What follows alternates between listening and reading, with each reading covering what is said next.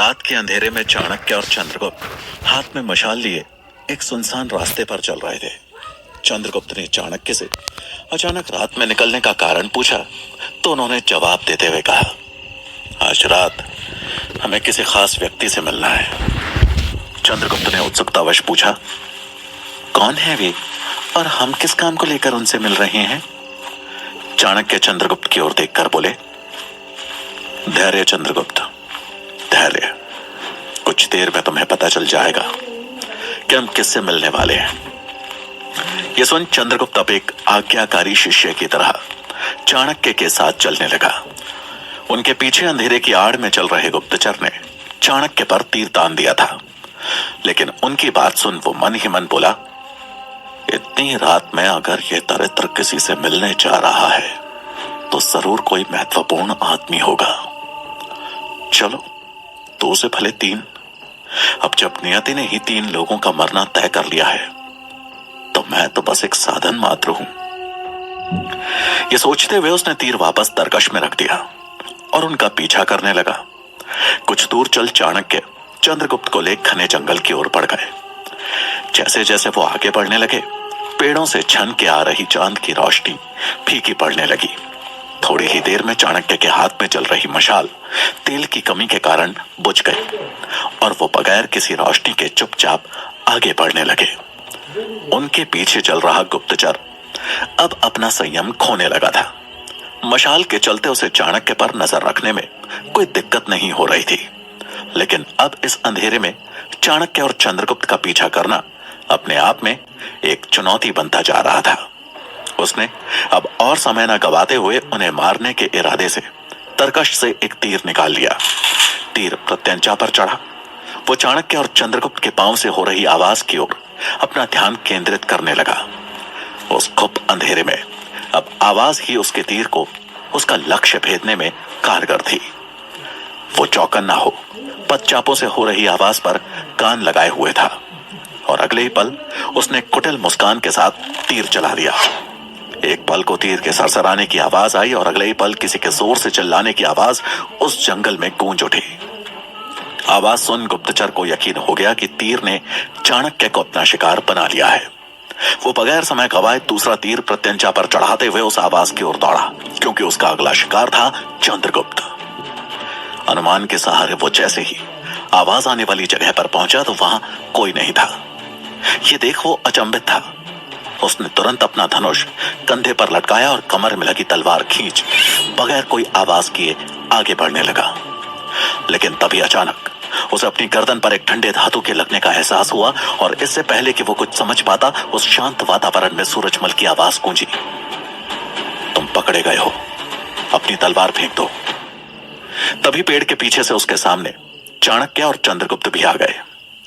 चाणक्य को सही सलामत देख उसे समझ आ गया कि यह सब उसे फंसाने की सोची समझी चाल थी। शिकारी अब खुद शिकार बन चुका था। गुप्तचर ने तलवार को जमीन में गिरा दिया। चाणक्य ने गुप्तचर की आंखों में आंखें डाल चंद्रगुप्त को संबोधित करते हुए कहा, चंद्रगुप्त, तुमने प्रश्न किया था ना कि हमें किससे मिलना है, तो यही है वो आदमी जिससे हम मिलने वाले थे। चंद्रगुप्त को आचार्य की धैर्य रखने वाली बात समझ आ गई थी। चाणक्य ने अब उस गुप्तचर से प्रश्न करते हुए कहा, जो मसाई सैनिक अपना अधूरा काम करके लौट गया था वो तो शायद अब जीवित भी नहीं होगा। उसकी जगह तुमने ली है। तुम्हें मारने नहीं, नजर रखने के लिए भेजा गया था। मारने का निर्णय तुम्हारा अपना था, वरना ये तीर कल रात ही चल चुका होता। तो कौन है वो जो हम पर अपनी दृष्टि बनाए रखना चाहता है? गुप्तचर की आंखों में मृत्यु का भय दिखने लगा था। उसके होंठ कांप रहे थे, लेकिन उन होठों से शब्द नहीं निकले। चाणक्य ने उसके डर को भांपते हुए कहा, मेरा उद्देश्य तुम्हें मारना नहीं है।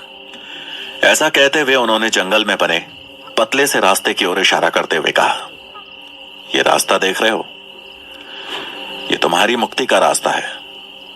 इस रास्ते पर आज रात भर चलोगे तो सवेरे एक नगर तक पहुंच जाओगे, जहां पर तुम एक नए जीवन की शुरुआत कर सकते हो।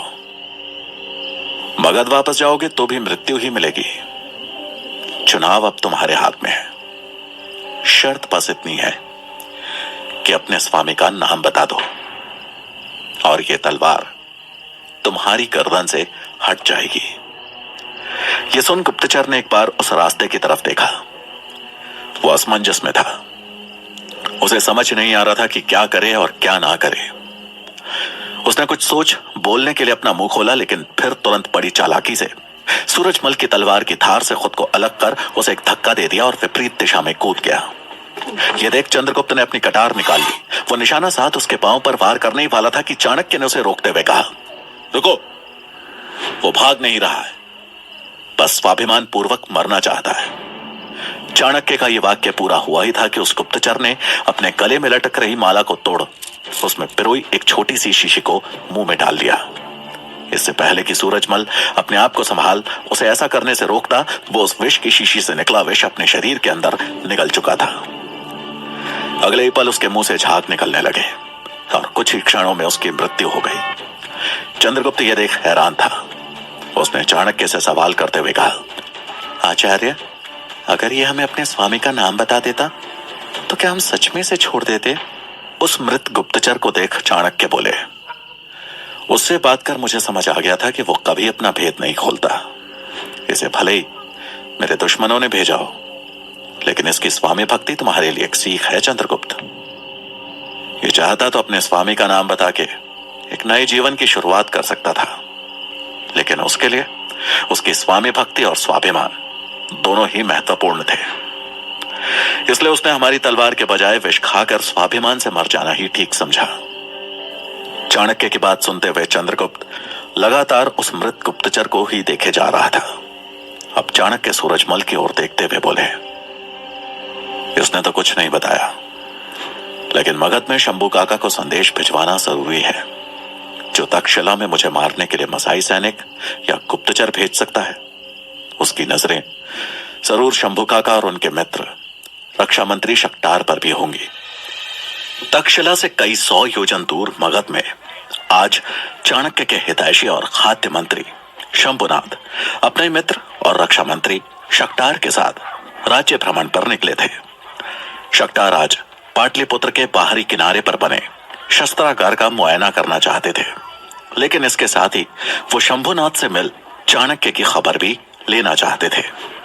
इसी प्रयोजन से उन्होंने शंभुनाथ को आमंत्रण देकर अपने साथ चलने को कहा। दोनों एक रथ पे सवार हो पाटलिपुत्र के मध्य से होकर गुजर रहे थे। उनको देख नगरवासी तुरंत ही अपने सर अभिवादन में झुका रहे थे। तभी एक आदमी सैनिकों के घेरे को चीरते हुए अचानक से उनके रथ के आगे लेट गया और गिड़गिड़ाते हुए बोला, मंत्री जी, मेरे बच्चे को बचा लीजिए, उसे क्षमा कर दीजिए। अभी उम्र ही क्या है उसकी, उसके बदले मुझे फांसी पे चढ़ा दीजिए, मैं सजा भुगतने को तैयार हूं। ये देख शंभुनाथ और शक्टार दोनों दंग रह गए। वो आदमी लगातार गिड़गिड़ाए जा रहा था और अपने बेटे की जान की भीख मांगे जा रहा था। अगले ही पल कुछ सैनिकों ने तुरंत उसको खींचते हुए रास्ते से हटा दिया, लेकिन उसकी आवाज अभी भी दर्द से गूंज रही थी। अपने बेटे की मौत का भय उसकी आंखों में दिख रहा था। मंत्री शक्टार ने तुरंत ही प्रमुख सैनिक को बुलाकर पूछा, क्या बात है, इसके बेटे को किसने सजा दी है? प्रमुख सैनिक जवाब देते हुए बोला, इस व्यवधान के लिए क्षमा करें मंत्री महोदय। इस आदमी के पुत्र ने कर देने से मना किया था, जिसके लिए उसे मृत्युदंड की सजा स्वयं महाराज ने सुनाई है। राजा धनानंद के फैसले को बदलना या उस पर सवाल करने की हिम्मत पूरे मगध में किसी को नहीं थी। इसलिए शक्टार और शंभुनाथ दोनों चुप हो गए। यह अत्याचार उनको गिलानी में डाल रहा था, लेकिन उनके हाथ बंधे हुए थे। प्रमुख सैनिक के आदेश पर रथ फिर से आगे बढ़ चला। शक्टार और शंभुनाथ के चेहरों पे चिंता की रेखाएं झलक आई थी। कुछ देर शांत रहने के बाद शक्टार ने अचानक शंभुनाथ की तरफ देखते हुए धीमे से कहा, आचार्य, चाणक्य की तरफ से कोई सूचना मिली क्या? यह बोलते वक्त उनकी आवाज इतनी धीमी थी कि रथ चला रहा सारथी भी कुछ नहीं सुन पाया। अभी तक तो नहीं, लेकिन उम्मीद है जल्द ही कोई सूचना प्राप्त हो सकती है। शंभुनाथ ने भी दबे स्वर में जवाब दिया, कोई अच्छी सूचना मिले तो अच्छा है, नहीं तो मगध तो पूरी सूचनाओं से ही भरा है। धनानंद का अत्याचार दिन प्रतिदिन बढ़ता ही जा रहा है।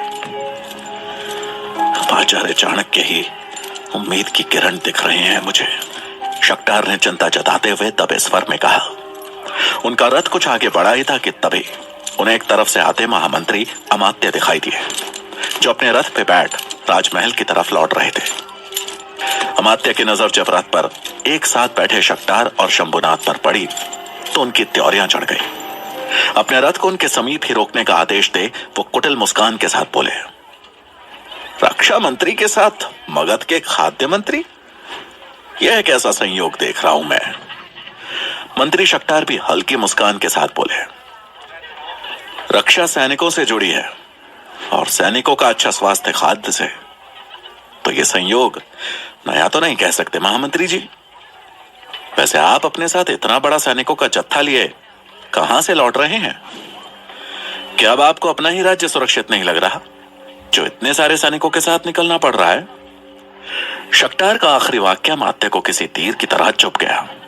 अपने भावों को काबू कर वो बोले, किसी को सुरक्षित कराना तो आपका जिम्मा है शक्टार जी।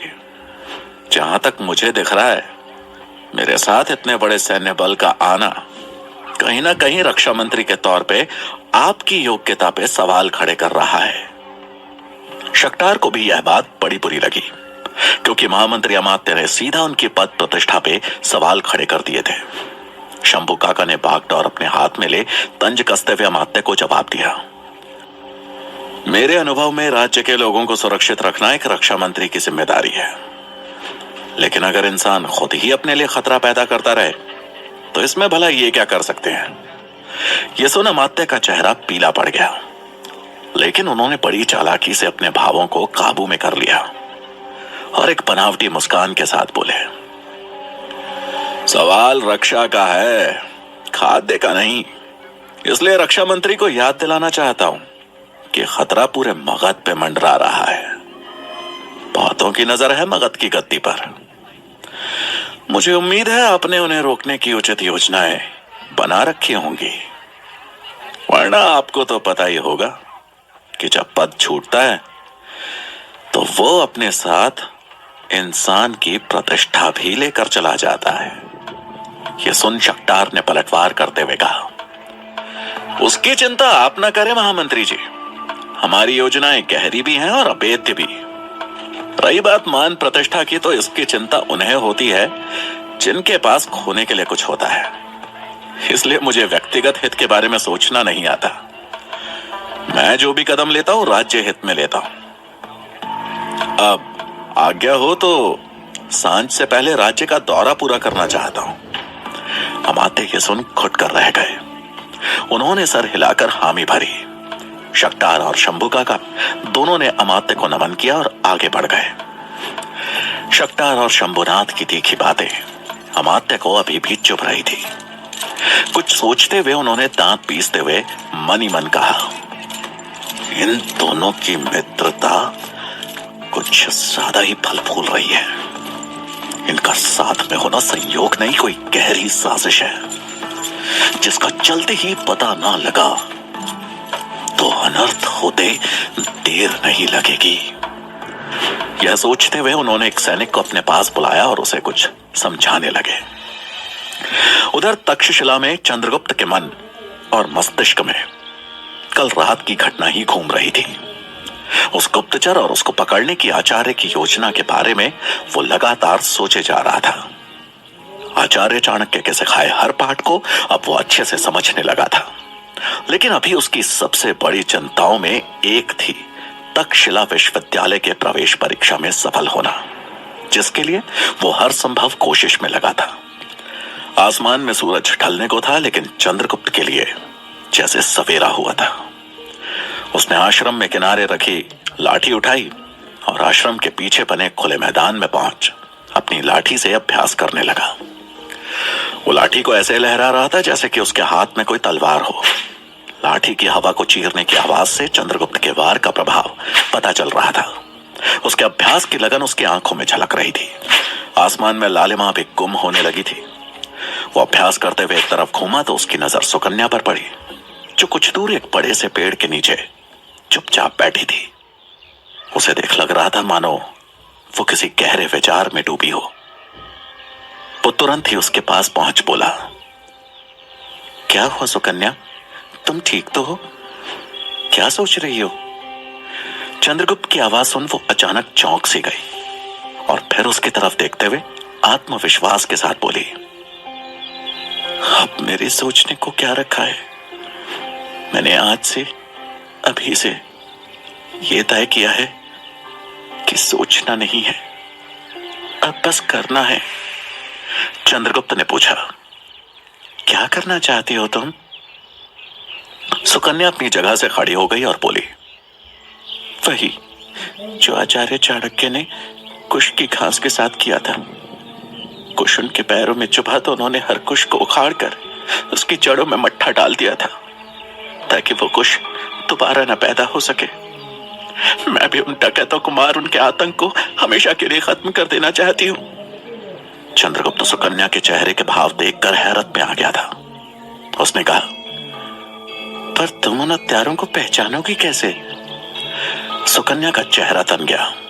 उसने कहा, अपने मन में मैं कल से बस उन्हीं चेहरों पर ध्यान केंद्रित कर रही हूं। उन सब ने अपने मुंह जरूर कपड़े से ढके हुए थे, लेकिन उनकी क्रूर आंखें मैं कभी नहीं भूल सकती। सुकन्या की आवाज में इतनी दृढ़ता थी कि चंद्रगुप्त दंग रह गया और फिर एक भरोसे के साथ उसकी तरफ देखते हुए बोला, सुकन्या, तुम्हारी इस लड़ाई में मैं तुम्हारे साथ हूं और हमेशा रहूंगा। हम मिलकर उन हत्यारों को सजा देंगे, लेकिन लड़ने के लिए हमें अभी मजबूत बनने की जरूरत है। हमें सीखने की जरूरत है, तभी हम उन सबको उनके किए की सजा दे पाएंगे। और सीखने के लिए तक्षशिला से बेहतर कोई जगह नहीं है। यह सुन सुकन्या हैरानी भरे स्वर में बोली, तक्षशिला?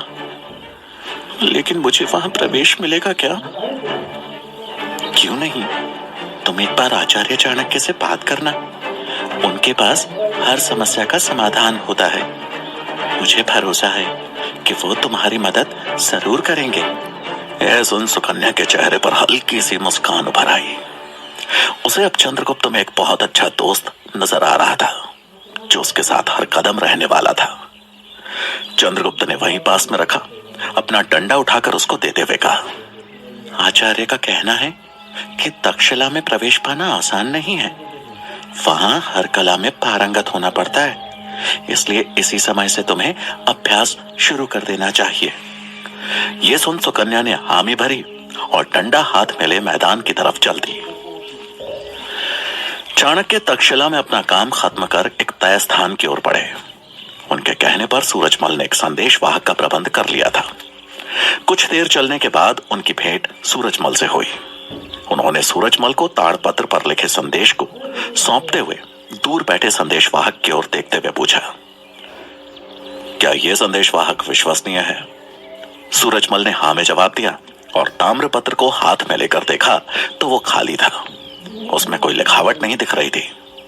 खाली पत्र देख उसने सवाल करते हुए चाणक्य से कहा, यह कैसा संदेश है आचार्य? ये पत्र तो कोरा है। चाणक्य उसकी बात सुन मुस्कुराए और बोले, कोरा नहीं है, बस तुम्हें कुछ नहीं दिख रहा है।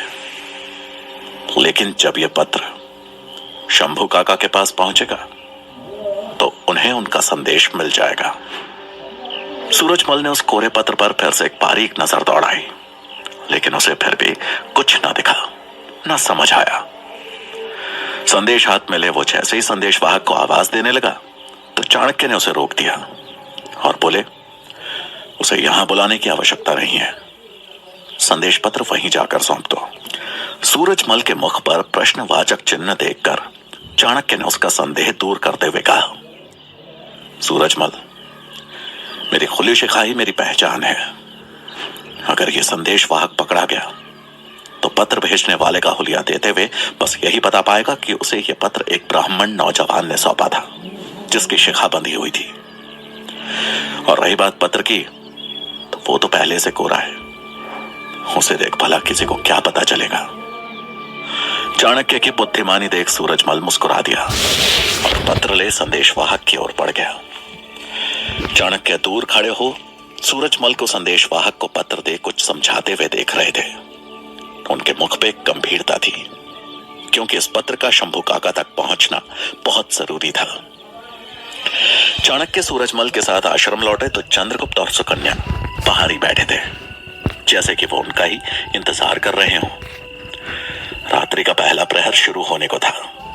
आसमान से प्रकाश लगभग क्षीण हो चुका था। चाणक्य को देख दोनों तुरंत खड़े हो गए। चाणक्य चंद्रगुप्त के पास आकर उसके कंधे पर हाथ रखते हुए बोले, तक्षशिला में तुम्हारा प्रवेश आसान नहीं रहने वाला है चंद्रगुप्त। तुम्हें प्रवेश ना मिल सके इसके लिए आचार्य गजानन परीक्षा को कठिन से कठिन बनाने के हर संभव प्रयास में लगे हैं। इसलिए दुगनी मेहनत से अभ्यास में लग जाओ। अपने शरीर, चित्त और मन को स्थिर रखकर परीक्षा की तैयारी करो। चंद्रगुप्त ने हामी भरी। चाणक्य उसे समझा आश्रम में अंदर की तरफ जाने लगे कि तभी सुकन्या उनके मार्ग में आकर खड़ी हो गई और बड़ी विनम्रता से बोली, आचार्य, मुझे आपसे कुछ कहना था। आचार्य उसकी तरफ देखते हुए बोले, कहो सुकन्या, क्या बात है? सुकन्या साहस जुटाते हुए दृढ़ता से बोली, आचार्य, मुझे भी तक्षशिला की प्रवेश परीक्षा देनी है। मुझे भी वहां अध्ययन करना है, शस्त्र और शास्त्र का ज्ञान हासिल करना है। सुकन्या की बात सुनकर आचार्य अचंभित रह गए और हैरानी में बोले, लेकिन क्यों? सुकन्या अब थोड़ी हिचकिचा गई। उसे समझ नहीं आया कि वो क्या जवाब दे। वो हड़बड़ाहट में बोली, मुझे लेकिन चाणक्य ने जैसे उसे पढ़ लिया हो और थोड़ा गंभीर होते हुए बोले, तुम्हारा लक्ष्य ही स्पष्ट नहीं है सुकन्या, तो फिर तुम तैयारी किस बात की करोगी? उनकी बात सुनकर मानो सुकन्या के मुंह में जबान आ गई और वो तुरंत बोल उठी, मुझे अपने माता पिता की मृत्यु का बदला लेना है आचार्य। यह सुन चाणक्य थोड़ी देर तक उसका चेहरा देखते रहे और फिर कुछ सोचते हुए बोले, और उसके पश्चात क्या करोगी तुम? सुकन्या एक बार फिर संशय में आ गई। उसे फिर नहीं समझ में आया कि वो अब क्या जवाब दे। उसके संशय को भांपते हुए आचार्य बोले, सुकन्या, छोटे लक्ष्यों का कद भी छोटा होता है और सही मायनों में देखा जाए तो तुम्हारे जीवन का कोई लक्ष्य ही नहीं है। तुम्हें सिर्फ प्रतिशोध लेना है। लक्ष्य हमेशा बड़ा होना चाहिए और बड़े लक्ष्य की प्राप्ति के लिए अच्छी शिक्षा की आवश्यकता होती है और साथ ही एक योग्य गुरु की भी। तभी जीवन सफल होता है। सुकन्या झट से बोली, इसीलिए तो मैं तक्षशिला में प्रवेश लेना चाहती हूं। असंभव है, आचार्य ने बिना लाग लपेट के मना करते हुए कहा, जिसे सुन वो हैरान रह गई। पास खड़ा चंद्रगुप्त भी हैरान था। सुकन्या ने अपनी बात रखते हुए कहा, क्यों आचार्य? जो परीक्षण चंद्र देगा वही मैं भी दे दूंगी। नहीं सुकन्या, तक्षशिला में लड़कियों को शिक्षा नहीं दी जाती। तक्षशिला में तुम्हारा पढ़ना असंभव है। ऐसा कह चाणक्य आगे बढ़ गए। सुकन्या वहां ठगी सी खड़ी रह गई। उसके चेहरे पर एक साथ मायूसी, गुस्सा और उदासी के भाव उभर आए। एक ही पल में उसके सारे सपने चूर हो गए। उसे देख चंद्रगुप्त को भी लगा कि उसने सुकन्या को तक्षशिला में प्रवेश लेने के लिए उत्साहित कर बहुत बड़ी भूल कर दी थी।